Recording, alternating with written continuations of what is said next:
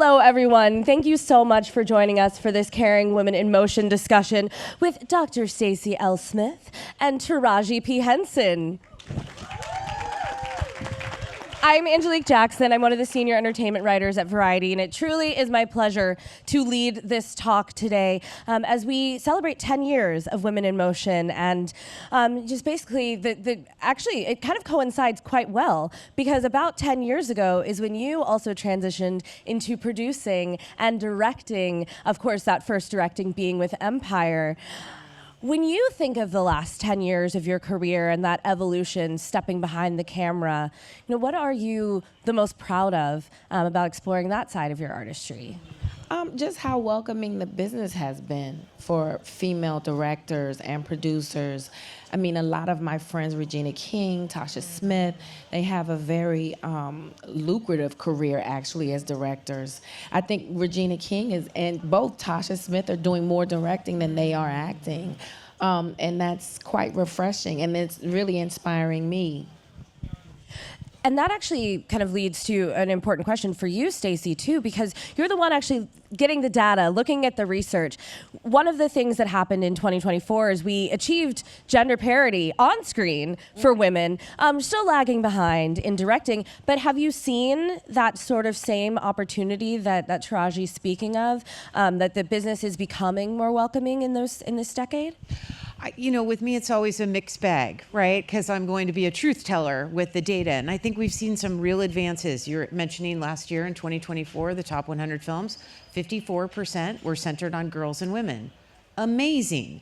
But when you disaggregate, only 13 of those are driven by women of color, right?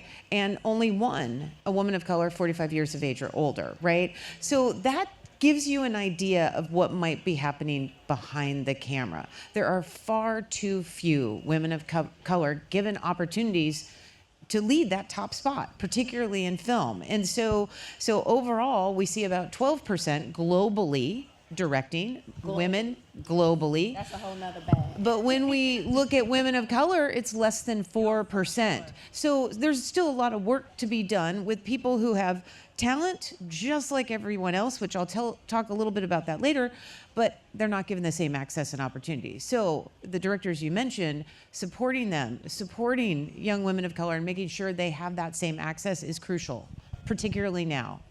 Well, actually, can we talk about young women of color for just one moment? Because you just gave a commencement address at Spelman and really spoke to the young women about resilience. Mm-hmm. Why was that the message that you wanted to share?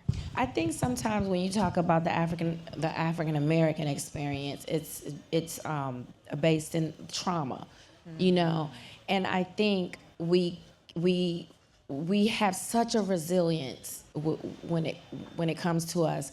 That's how we've been able to still be here and accomplish so much, because we lean into that resilience. And I wanted to remind the young women of that, because that's the resistance, your joy. Yes, we all have trauma, but the sun is always going to come out, right? And I just wanted to remind them of that, because they're about to face the world, and they're gonna have some hurdles to overcome. But if they just rely and lean into their resistance, which is that joy, it'll get through a lot of storms. How did you navigate that in your career? How did you find that resilience within yourself to continue to navigate and make these various strides, create all of these incredible characters? Well, there was a moment where I really did get discouraged, and I talked about that in the commencement speech as well, and that's when I went away to Bali for a month to reground myself and regroup, because I was just frustrated, and it was making me bitter, and I'm not a bitter person. And I always made a promise to myself that if I ever got there, it was time for me to walk away, because I'm not servicing myself, I'm not servicing the audience, my fans, or the characters that I portray. And so I knew it was time for me to step away, unplug, and ground myself again. And thank God I did that, because I came back refreshed and ready to take it on, but with a new perspective.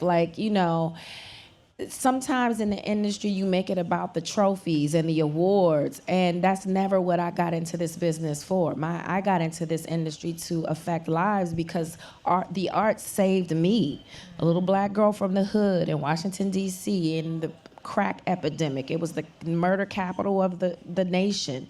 I'm supposed to be a statistic. I wasn't supposed to make it out, but I did, and I was chosen to for a reason. And so, I knew, I was very clear on why I wanted to do what I want to do, because I know how powerful the arts can be. And so I wanted to get back to that, and stop trying to, chase the things that, I never came into the industry for. I just had to refocus, that's all.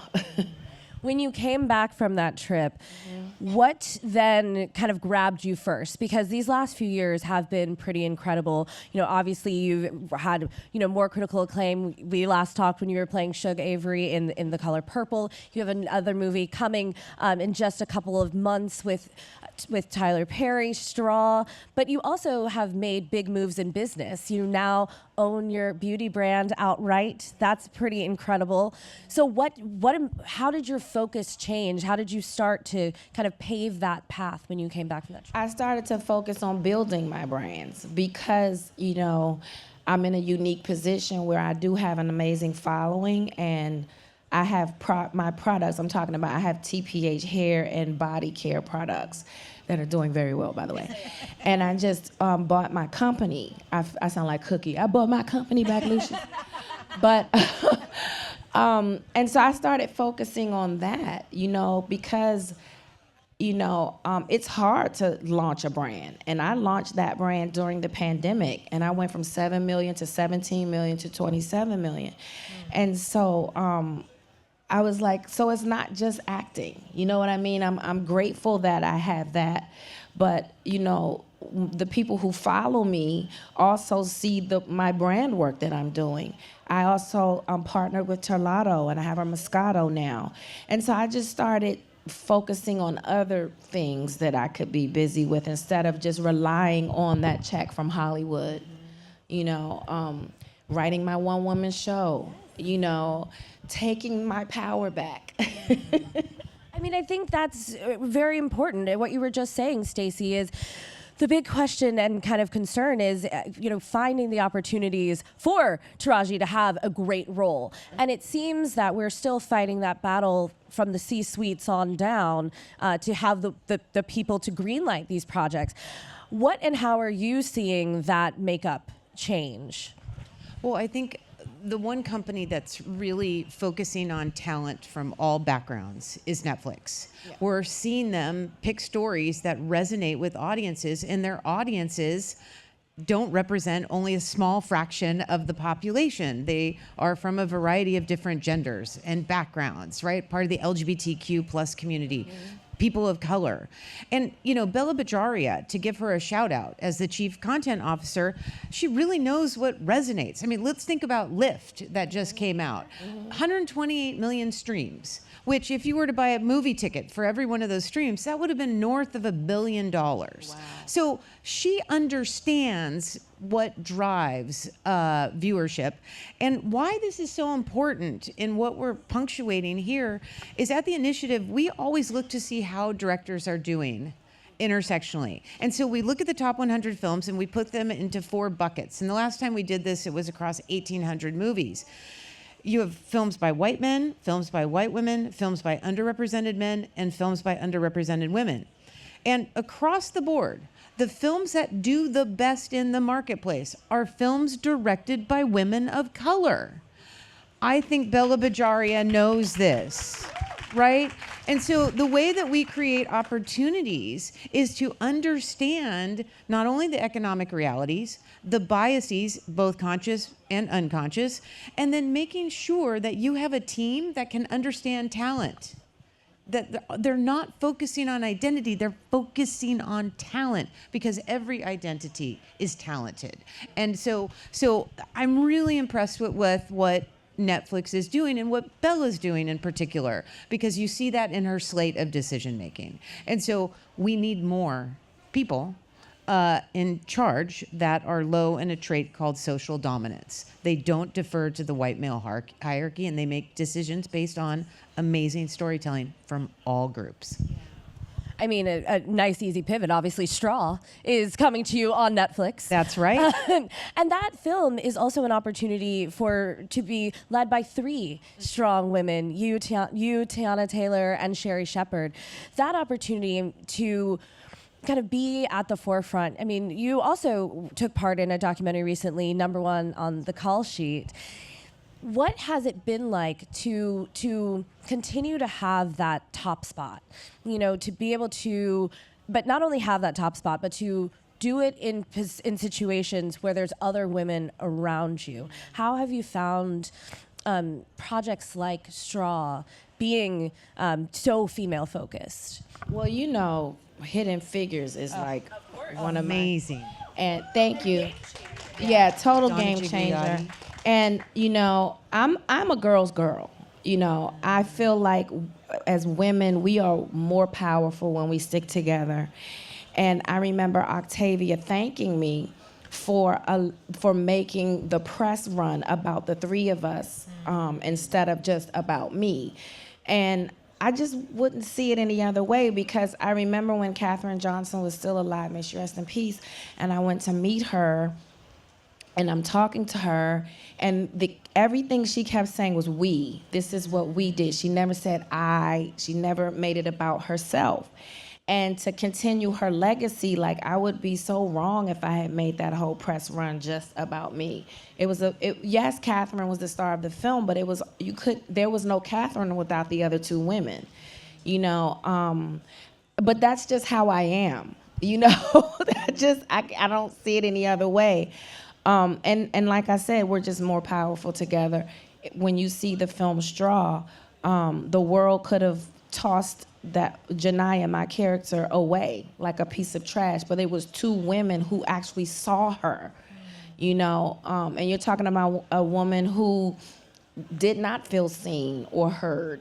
And finally, when she finds herself, you know, against every obstacle, is like that day you go, what else can happen? Well, never ask that question, because everything happens to her in this one day. There are 2 women that actually see her and see her struggle and care about, you know, what she's been through. So I love that. I'm all about messaging like that.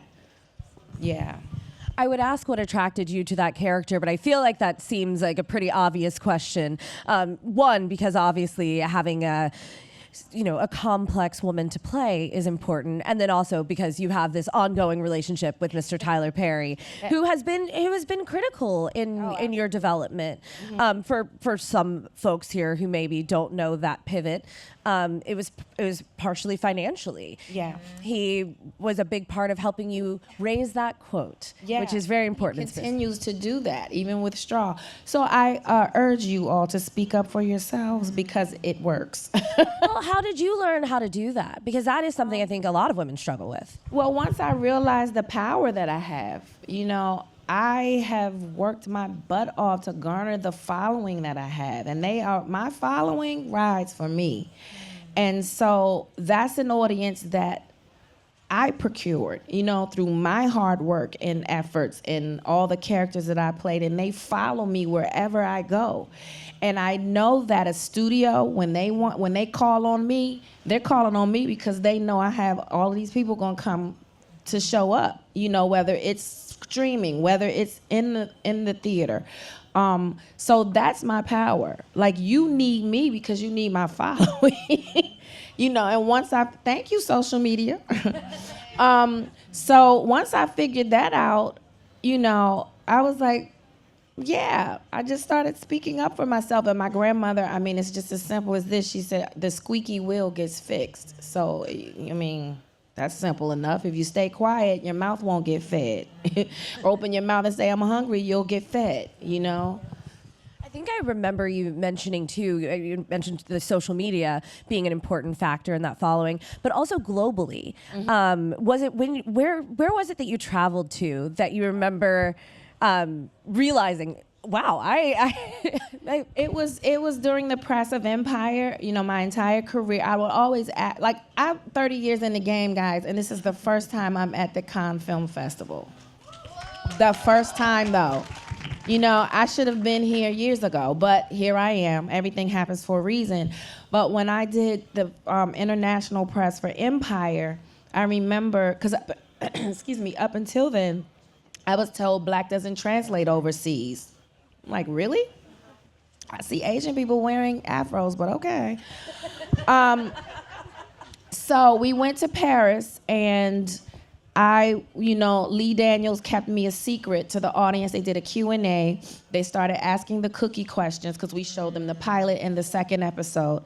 The audience, of course, started asking cookie questions, and he said, I don't know, why don't you ask her? And before he could finish saying my name, we're talking 1,500 seats, standing room only. The entire room erupted in applause, like screaming. And I was like, for me? And I got up on the stage and I just started ugly face crying because the myth was busted. Like, you lied to me my entire career. And then I leave the stage, I go outside, and there are actual fans outside with jackets, the CD jackets, to other movies, calling me, Taraji, can you sign here, please, please? And I'm like, they know my name. They're not calling me Cookie. They know my name. And so that, for me, changed the game as well. So I came back to Hollywood like, things are gonna change around here. I feel like you said something very important there. They lied to me. Yeah. Because that is, Stacy, go for it. Okay, so let's just set the record straight here. They did. And there's two things that I think are really important. One is, in my classes, I always say to them, who's the most successful director in Hollywood? And you could probably think top of mind, Spielberg, right? Lucas, all fill in the blank. Very similar profile. It's actually Tyler Perry. Mm-hmm. He works more, right, than any other director. And now in streaming, we're going to see the same thing. So that's the first reality. The second reality is we did the largest and most sophisticated economic analysis to test what Taraji just said, right? What travels internationally, what sells. And when you control for production, distribution, and exhibition factors, there's two things that are really unbelievable. One is that films by women and men make about the same amount of money. But the film that makes the most money, controlling for all the factors, is a film led by a person of color with a cast of color. That is what economically and globally makes the most money. So the fact that so many talented people were given this lie, and sales agents and managers and distributors were not telling the truth, we lost so many stories and so many actors because of that dishonesty. And so you having that experience is not only incredible and invalidating, but it's the reality of these companies that have to make their shareholders happy. So that is what we know sells. And I'm sure that with Gen Z, those trends will become stronger with time. And just to let you know, like when we first did Empire, they didn't sell it globally. You know what? That's right. You know what got it sold globally?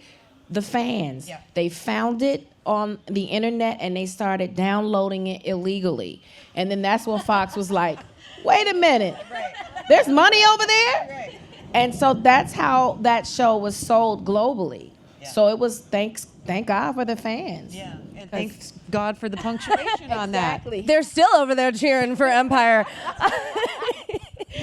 Well, then, as you continue forward, as you are writing your one-woman show, kind of with this knowledge now that you have this audience, that people will follow you, how is that impacting your creativity? How are you then more empowered to tell those stories that have been lost? For me, it's the freedom. It's the freedom of doing what I want to do and not being controlled by the industry or the machine. Like, when I go to Broadway, they're gonna see, again, I'm gonna bring the numbers because that's what I do. And it's not, I'm not, being conceited or anything like that, but I've worked hard. And I've been graceful in getting paid less than, not anymore though, but getting, and people see that, and they trust that if I pay to go see a Taraji P. Henson movie, she's going to make me feel all the feels. And I have that trust with my audience. People are out here fighting for their lives. Prices are going crazy. We got all these tariffs everywhere. And so for someone to leave their house, think about buying tickets for family members or friends, parking, popcorn, that's a lot.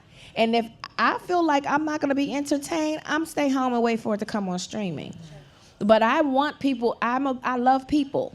And I want people to come out and connect with my characters. I want them to see themselves or somebody in their family in the characters that I portray. And hopefully it touches them or give them some kind of cathartic feeling, or some nostalgia or something. We need to feel something. This world seems like it's going crazy, Can I ask you real quick, Broadway, are we finally ready to go? Oh yeah, Broadway has always been trying to get me there.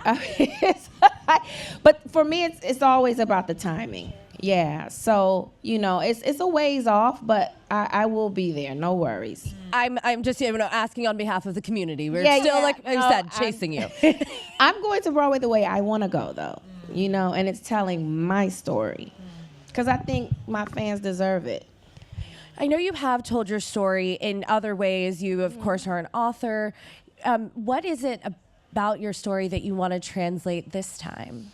It's literally about the things that people don't get to see. Like, you get to see, like now I have the makeup and the hair on, and I'm the Taraji that made it, but what got me here? And that's the stuff really, that people don't get to see. And it's literally, I don't want to give too much of it away, but it's just a beautiful journey about how I became Taraji, the legend and the icon. That's what you guys call me. Well, listen, because yes. Thank you. Because we do. We know a bit about that journey. We know that you came to Hollywood with a dream and a light bank account. And a kid. And $700 in my pocket. And you've made it to this point where you are, a Golden Globe winner, an Academy Award nominee, an Emmy nominee, as we already said, a producer, a director. I would love to hear also about behind the camera a little bit. How you found that empowering, both in, telling stories as a producer, getting other people opportunities, and then also just getting behind the camera and directing your talent. Well, I'm a people person, so I really love discovering new talent. That's a joy of mine. I probably would have been an amazing casting director.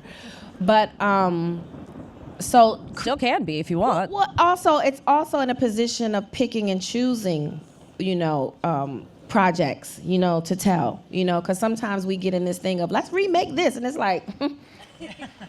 We have a lot of beautiful original stories out here. Why don't we tell those? So that's something that is dear to me.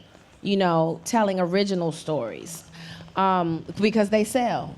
Sinners, hello. I mean, and so that was a main reason why I wanted to become a producer, and directing. I kind of ran from that, but.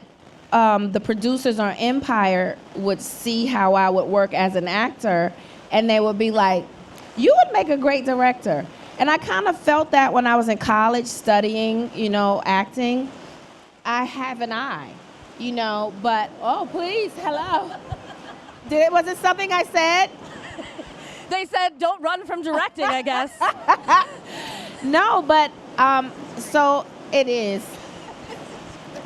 We're up here talking about women, and we a really good conversation, but it's okay. That's purification, actually. But it was the producers on Empire that kind of coerced me and pushed me to direct, and I was like, you know what? If I'm gonna try it out, this is great. I'm on the show. I might as well do it now. But I kind of like directing. The only thing about it for me is that it takes so much out of my year. Like, to direct a film, you literally are off the market for an entire year.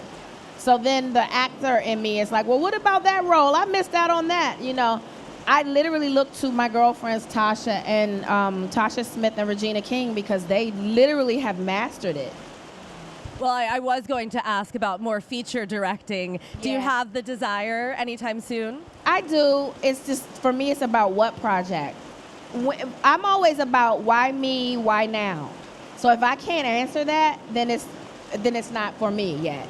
You know what I mean? Because I could do it just to do it, but if I don't have a story, if there's nothing organic, then that's probably not for me.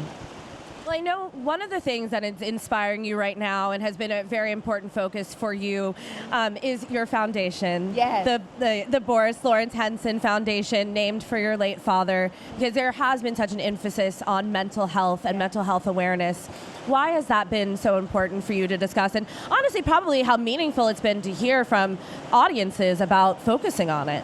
Well, again, it was out of my own necessity. Everything I do is very organic, because people are smart, you know, and I didn't want to be a celebrity, because I'd been asked my entire career, do you have a charity? Do you have a charity? Again, I don't just want to have a charity just for saying I have a charity. Like, it had to matter to me. And, you know, I was struggling mentally.